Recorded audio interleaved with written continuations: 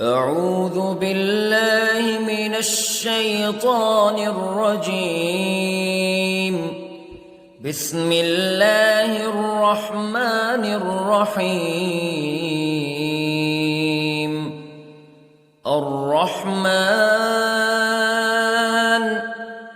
علم القرآن خلق الإنسان علمه البيان.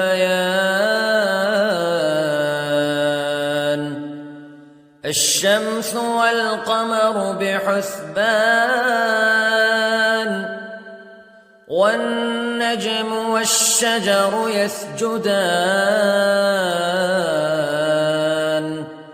والسماء رفعها ووضع الميزان ألا تطغوا في الميزان وأقيموا الوزن بالقسط ولا تخسروا الميزان. والأرض وضعها للأنام فيها فاكهة والنخل ذات الأكمام والحب ذو العصف والريحان فبأي آلاء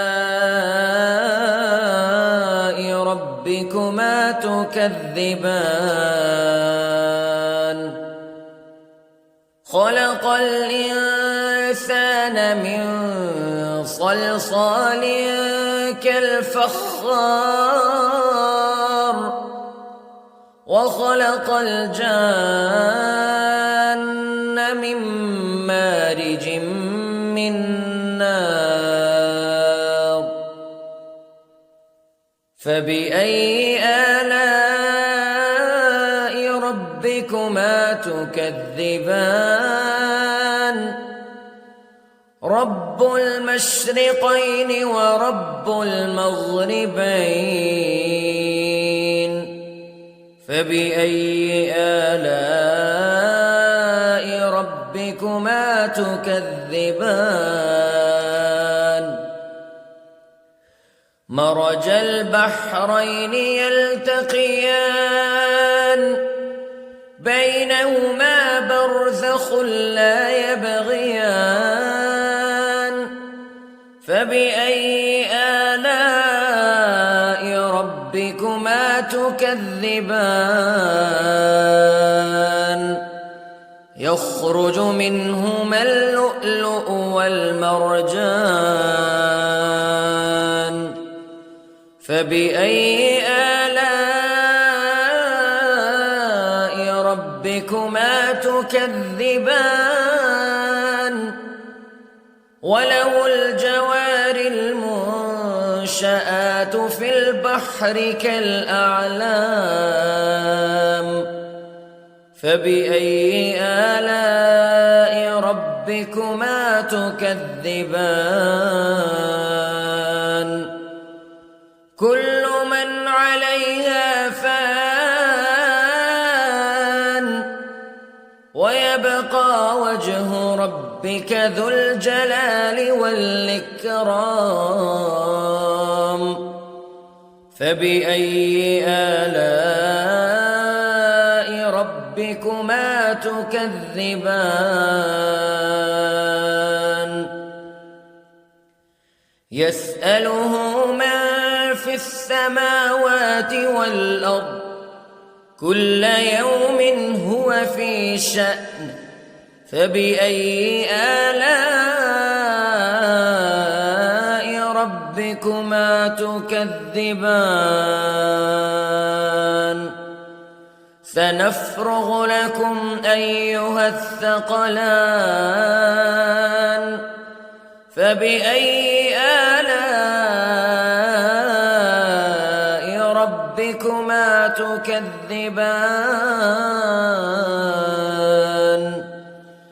يا معشر الجن والإنس استطعتم أن تنفذوا من أقطار السماوات والأرض فانفذوا لا تنفذون إلا بسلطان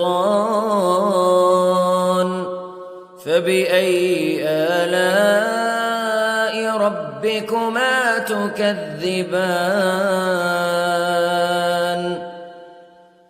يرسل عليكما شواظ من نار ونحاس فلا تنتصران فبأي آلاء ربكما تكذبان فإذا انشقت السماء فكانت وردة كالدهان فبأي آلاء ربكما تكذبان فيومئذ لا يسأل عن ذنبه إنس ولا جان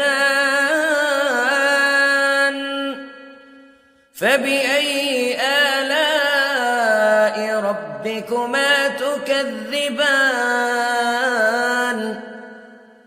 يعرف المجرمون بسيماهم فيؤخذ بالنواصي والأقدام فبأي آلاء ربكما تكذبان هذه جهنم التي يكذب بها المجرمون يطوفون بينها وبين حميم آن فبأي آلاء ربكما تكذبان ولمن خاف مقام ربه جنتان فبأي آلاء ربكما تكذبان ذواتا أفنان فبأي آلاء ربكما تكذبان فيهما عينان تجريان فبأي آلاء ربكما تكذبان فيهما من كل فاكهة زوجان فبأي آلاء ربكما تكذبان متكئين على فرش بطائنها من استبرق وجنى الجنتين دان فبأي آلاء ربكما تكذبان فيهن قاصرات الطرف لم يطمثهن إنس قبلهم ولا جان فبأي آلاء ربكما تكذبان كأنهن الياقوت والمرجان فبأي آلاء ربكما تكذبان هل جزاء الإحسان إلا الإحسان فبأي آلاء ربكما تكذبان ومن دونهما جنتان فبأي آلاء ربكما تكذبان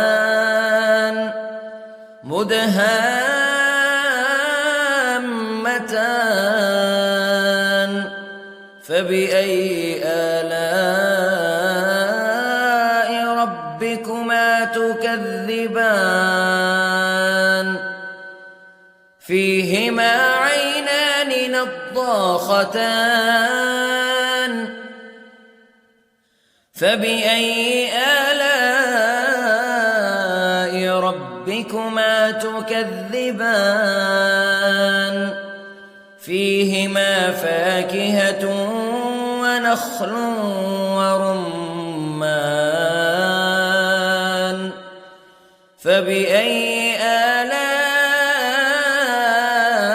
ربكما تكذبان فيهن خيرات حسان فبأي آلاء ربكما تكذبان حور مقصورات في الخيام فبأي آلاء ربكما تكذبان لم يطمثهن إنس قبلهم ولا جان فبأي آلاء ربكما تكذبان متكئين على رفرف خضر وعبقري حسان فبأي آلاء ربكما تكذبان تبارك اسم ربك ذي الجلال والإكرام